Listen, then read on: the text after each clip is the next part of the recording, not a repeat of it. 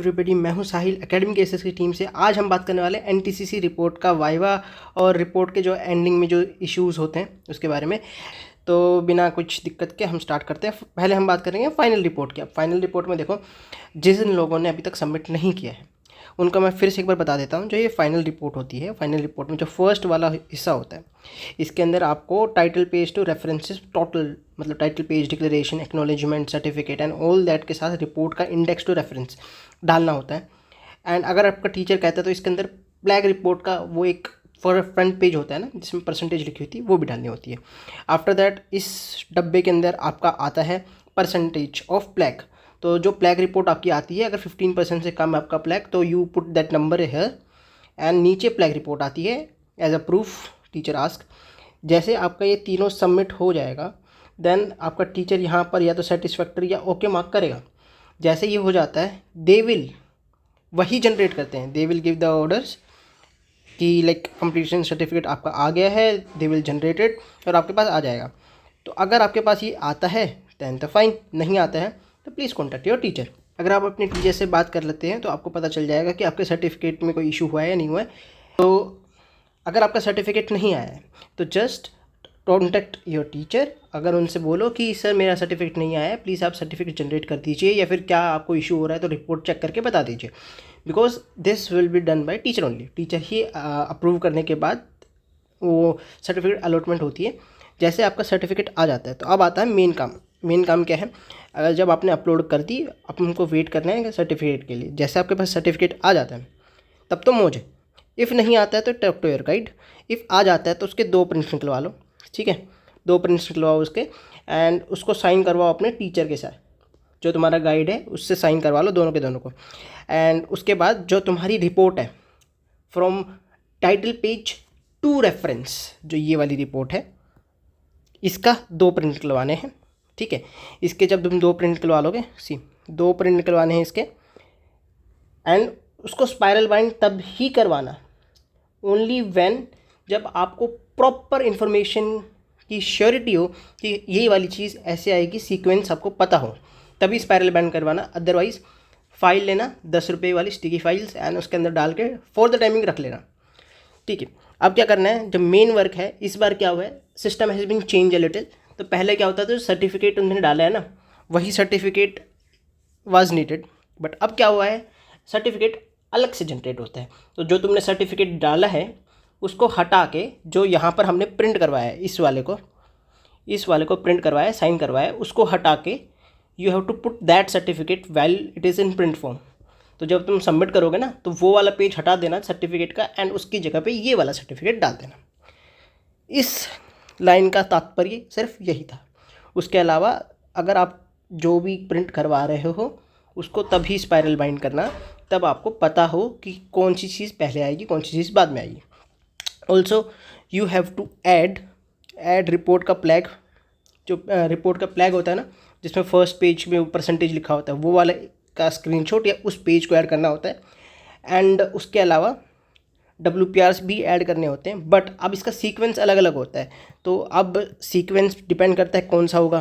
पहले तुम्हारी रिपोर्ट होगी, फिर उस WPR होंगे, फिर फ्लैग रिपोर्ट होगी, या फिर पहले फ्लैग रिपोर्ट होगी, फिर WPRs होंगे और फिर फाइनल रिपोर्ट होगी। सो ये टीचर से कंफर्म करो। टीचर से कंफर्म करने के बाद स्पाइरल बाइंड करवा लेना।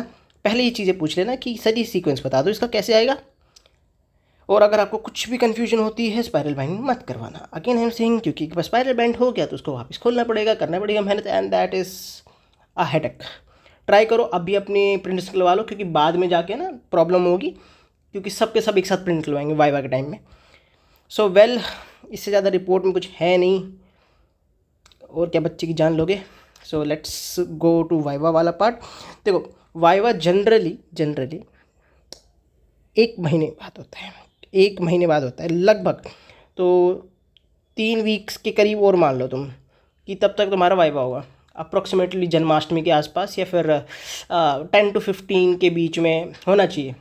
It is not the correct date but I am estimating इतना होना चाहिए। अब हम बात करते हैं वाइवा। वाइवा क्या होता है भाई?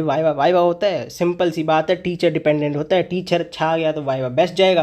टीचर थोड़ा सनकी सा आ गया या फिर थोड़ा सा स्ट्रिक्ट आ गया या अच्छा टीचर आ गया, आई शुड नॉट से अच्छा टीचर, ऐसा टीचर आ गया जो थोड़े से ज़्यादा डीप में क्वेश्चन पूछता है तो लग जाएंगी। बस वही है, टीचर पे डिपेंडेड है, पूरा टीचर पे डिपेंडेड है। अब टीचर पे डिपेंडेड है तो क्या, मेक श्योर दैट आप वेल ग्रूम हो और वहाँ पर जाके बेस्ट बिहेवियर पे रहो, उनको विश करो, अच्छे से बिहेव करो, कोई लड़ाई झगड़ा करने की ज़रूरत है नहीं।